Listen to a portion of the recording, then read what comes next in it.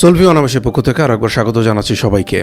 আমাদের বাংলাদেশের মানুষের মাথা ব্যথার কিন্তু কোনো অংশে কমতি নেই। দিনরাত 24 ঘন্টা নানা ইস্যুতে এদের মাথা ব্যথা সবসময় থাকে এবং যা অবস্থা দেখা যাচ্ছে তাতে ভবিষ্যতেও থাকবে। আমাদের সমাজ ব্যবস্থা এবং প্রকৃতি কোনো না কোনোভাবে আমাদেরকে ব্যস্ত রাখতে পছন্দ করে এবং আমরা একরকমের দৌড়ের উপরে থাকি। আমাদের নতুন মাথা ব্যথার নাম হচ্ছে রাসেলস ভাইপার। নাম শুনে এরই মধ্যে নিশ্চয়ই আপনারা বুঝে গেছেন যে আমি কী নিয়ে আজকে কথা বলতে চাচ্ছি। এটি একটি বিষধর সাপ। বিষধর সাপ মানে যেমন তেমন অল্প স্বল্প বিষধর সাপ নয়। এই সাপের দংশনে এরই মধ্যে গত কয়েক মাসে বাংলাদেশে বেশ কিছু মানুষ মারা গেছে। যাদেরকে চিকিৎসা দেওয়া হয়েছে, চিকিৎসা করানোর পরেও বেশ কয়েক ঘন্টা পরেও তারা মৃত্যুর কোলে ঢলে পড়েছেন। তার মানে হচ্ছে চিকিৎসা করালেই এই সাপের দংশনের পরে তিনি বেঁচে উঠবেন এরকম কোনো শতভাগ গ্যারান্টি এখন পর্যন্ত পাওয়া যাচ্ছে না। প্রশ্ন হলো, হঠাৎ কোত্থেকে কেন কিভাবে এলো এই রাসেলস ভাইপার? একটু পেছনে যদি তাকাই, 80-র দশকে কিন্তু বাংলাদেশে এই সাপটির যথেষ্ট পরিমাণে নাম ডাক ছিল। বাংলায় এর নাম ছিল চন্দ্রবোরা। এই চন্দ্রবোরা বা রাসেলস ভাইপার এই সাপের দংশনে সেই সময় বেশ কিছু মানুষের মৃত্যুর কথা আমরা জানি। কিন্তু হঠাৎ করে এই 2024 সালে কেন আবার তার নাম? প্রথমেই আপনাদেরকে যে জিনিসটি পরিষ্কার করে বলতে চাই, এই সাপটি মূলত শুষ্ক অঞ্চলের, অর্থাৎ আমাদের দেশের যে রাজশাহী, নওগাঁ, কুষ্টিয়া এই অঞ্চলগুলো রয়েছে সেখানকার। কিন্তু সম্প্রতি বিশেষজ্ঞরা বলছেন যে এই সাপ তার চরিত্র বদলেছে, অর্থাৎ যেখানে ভেজা মাটি পাচ্ছে অথবা একেবারেই শুষ্ক পুরোপুরি নয়, পানি রয়েছে এমন জায়গাতেও কিন্তু এই সাপের দেখা মিলছে। এবং প্রথমে এই যে 3-4টা জায়গার কথা বলা হচ্ছিল, সেখান থেকে এখন কিন্তু পুরো বাংলাদেশে এই সাপটি ছড়িয়ে পড়েছে। এমনকি দক্ষিণবঙ্গের সেই পটুয়াখালীতেও এই সাপের খবর পাওয়া গেছে। তার মানে শুধুমাত্র শুষ্ক জায়গায় এই সাপ আটকে থাকছে না। আরেক দিকের কথা হচ্ছে, সামনেই আমরা জানি যে কোরবানির ঈদ। কোরবানির মৌসুমে আমরা এটা খুব ভালো করে জানি যে পিকআপে করে বিভিন্ন জায়গা থেকে প্রচুর মানুষ আসে, গরু আসে।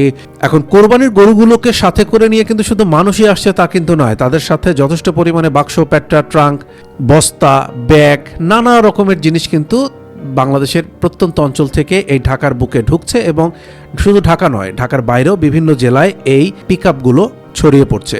মাথায় এই কারণেই আমার স্ট্রাইক করলো, আজকে দিনের কোনো একটা সময় হঠাৎ করে আমি শুনতে পেলাম যে কোনো একটি গরুর পিকআপ ভ্যানের মধ্যে একটি সাপ পাওয়া গেছে।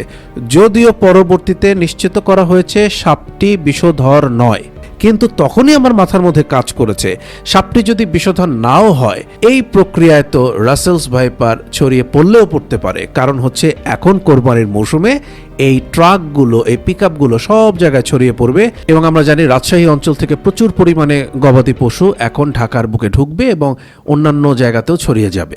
এই জায়গাটা নতুন করে আমার একটা ভাবনার জায়গা তৈরি করেছে। এই ব্যাপারটা আপনাদের সাথে শেয়ার করা উচিত বলে বা মনে করিয়ে দেওয়া উচিত বলে মনে হয়েছে, তাই বিষয়টি উত্থাপন করলাম।